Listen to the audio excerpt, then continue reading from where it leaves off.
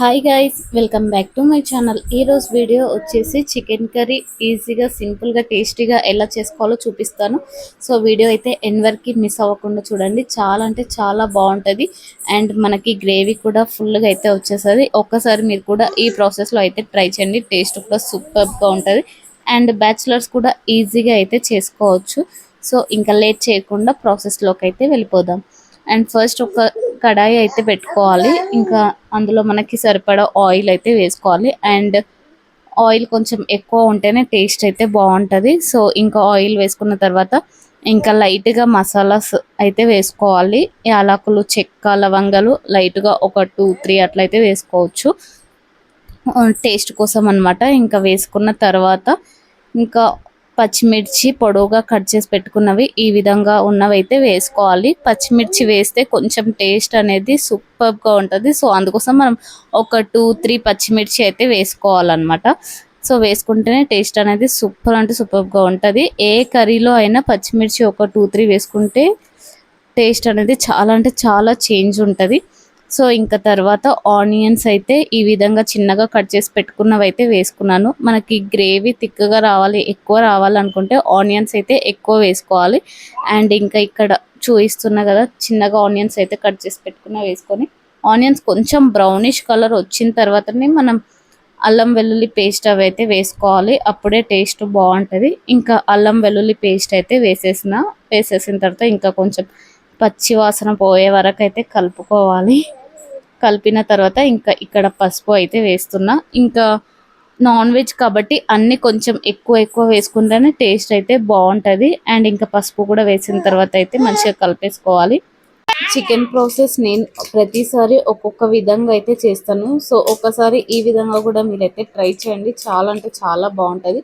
And ఇంకా పసుపు కూడా వేసేసిన తర్వాత చికెన్ అయితే ఫ్రెష్గా కడిగి పెట్టుకున్నది అయితే ఇంకా చికెన్ అయితే వేసుకోవాలి. అండ్ చికెన్ అంతా వేసిన తర్వాత ఇంకా మంచిగా అయితే కలిపేసుకోవాలి.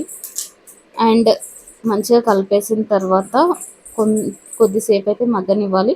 అండ్ నేను టొమాటోస్ అయితే కొన్నిసార్లు అయితే ఫస్ట్ ఆనియన్స్ వేసిన తర్వాత కొంచెం ఆనియన్స్ బ్రౌనిష్ కలర్ వచ్చిన తర్వాత అందులోనే టొమాటోస్ కూడా వేసిన తర్వాత టొమాటోస్ మగ్గిన తర్వాత మళ్ళీ చికెన్ అయితే వేస్తాను.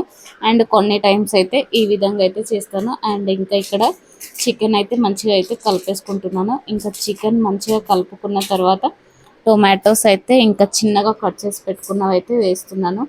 టొమాటోస్ వేయకపోయినా కూడా చికెన్ అయితే టేస్ట్ బాగానే ఉంటుంది. నేనైతే కొన్ని టైమ్స్ అసలు టొమాటోస్ వేయను.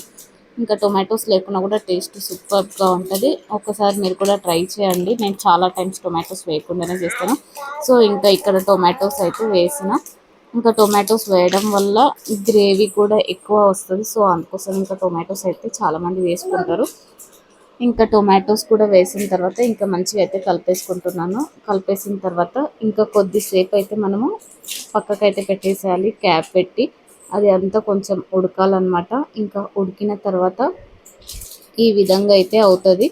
ఇంకా అయిన తర్వాత మళ్ళీ మనం అందులోకి సరిపడా కారం అయితే వేసుకోవాలి. ఇంకా కారం నాన్ వెజ్ కాబట్టి కొంచెం ఎక్కువనే తింటారు అందరూ. సో కారం మనకు సరిపడా కారం అయితే వేసుకోవాలి. ఇంకా తర్వాత ఉప్పు కూడా వేసుకోవాలన్నమాట. ఇంకా మంచిగా కారం ఉప్పు వేసిన తర్వాత మంచిగా అయితే కలిపేసేయాలి. మీరు ఈ ప్రాసెస్ చేస్తారో లేకపోతే వేరే ప్రాసెస్ చేస్తారో ఒకసారి కింద అయితే కామెంట్ చేయండి. అండ్ నేను చికెన్ కర్రీ అయితే ఒక్కొక్కసారి ఒక్కొక్క విధంగా అయితే చేస్తాను. అండ్ గ్రేవీ కావాలనుకున్నప్పుడైతే ఈ విధంగా చేస్తే టేస్ట్ అయితే బాగుంటుంది. ఇంకా ధనియాల పౌడర్ కూడా అయితే ఇంకా ధనియాల పౌడర్ కూడా వేసేసిన తర్వాత ఇంకా కలిపేసేయాలి. కలిపేసిన తర్వాత ఇంకా చికెన్ మసాలా కూడా మనం ఇప్పుడన్నా వేసుకోవచ్చు, లేకుంటే తర్వాత అయినా వేసుకోవచ్చు. ఇంకా మనకి సరిపడా వాటర్ అయితే వేసుకోవాలి ఇది కొంచెం మగ్గిన తర్వాత. సో ఇంకా నేను ఇక్కడ వాటర్ వచ్చేసి 1 గ్లాస్ అయితే వేసిన. ఇంకా వాటర్ అంతా వేసిన తర్వాత కొద్దిసేపు అయితే క్యాప్ పెట్టేసి పక్కకైతే పెట్టేసేయాలి. పెట్టేసిన తర్వాత ఇంకా కొబ్బరి పౌడర్ అయితే వేస్తున్నా. కొబ్బరి పౌడర్ వేయడం వల్ల గ్రేవీ తిక్కుగా వస్తుంది. సో అందుకోసం కొబ్బరి పౌడర్ అయితే వేస్తున్నా. కొందరైతే ఆఫ్ చేసిన తర్వాత వేస్తారంట కొబ్బరి పౌడర్. నేనైతే ముందే వేస్తాను. ఇంకా కొబ్బరి పౌడర్ కూడా వేసిన తర్వాత ఇంకా చికెన్ మసాలా అయితే వేసేసి ఇంకా కలిపేసిన తర్వాత ఇంకా కొద్దిసేపు పెట్టేసిన తర్వాత ఇంకా చికెన్ కర్రీ అయితే ప్రిపేర్ అయిపోయింది. లాస్ట్కి కొత్తిమీర కూడా యాడ్ చేసిన నేను. కొంచెం దగ్గరికి అయిన తర్వాత కొత్తిమీర కూడా యాడ్ చేసేసి ఒక 2 మినిట్స్ పెట్టేసి ఇంకా ఆఫ్ అయితే చేసేసిన. సో ఫైనల్గా నా చికెన్ కర్రీ ప్రాసెస్ అయితే ఇది. గ్రేవీ కావాలనుకున్నప్పుడైతే ఈ విధంగా చేస్తాను.